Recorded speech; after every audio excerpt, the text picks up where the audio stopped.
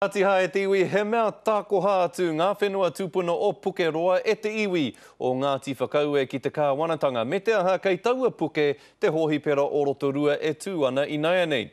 Heoi no te ata tū tonu nei i whakapuarehia mai ai te wahanga hou o taua hohipera.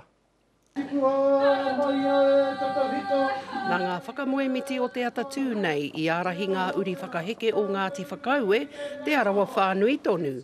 He whakawātea haere i ngā huarahi o tēnei o ngā wāhanga, kua whakahaua o te hohipera nei, tai atu hoki ki te wāhi whakahuihui o ngā whānau me ngā tūroro e uru mai ana ki konei. You nearly just almost feel you want to be sick just to be part of the facilities here. They're great facilities. They've come up absolutely fantastic. It's great to see first that the association of Ngāti Whakaue with the hospital has been maintained. That's wonderful. It's unique in New Zealand. And I'm so pleased to see that. And of course, we're lucky to have such a magnificent building, and I only hope that they'll be able to maintain a very high standard of health care. Ka tika hoki, he manaaki he whakaora i te hinganaro, te wairua me te tinana o te tangata. Tōna tino kaupapa matua.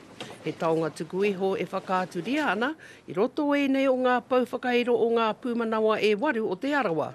Me e nei ko whai tonu ana i e rā kai roto o te whare tūpuna a Tamate Kapua. Engari te paira hoki o tēnei, kia kite atura ngā whakairo, me ngā tukutuku, ngā mea pēnā, ana ka kite atura, ai, te paira hoki tēnei, he wāhi mo tātou te iwi Māori. It is, I think, that Manaakitanga looking after our people here, hosting them, getting those outcomes we want for our healthy communities. Mai rāno hoki te tau ko tahi mano waru tekau. Me te wā i haina te ai, te kawanata e ki ana ko te Fenton Agreement. E Ngāti Whakaue. Koe nei hoki te wā tuatahi tonu, pēnei ra wā te whakahauhia o tēnei whare hohipera.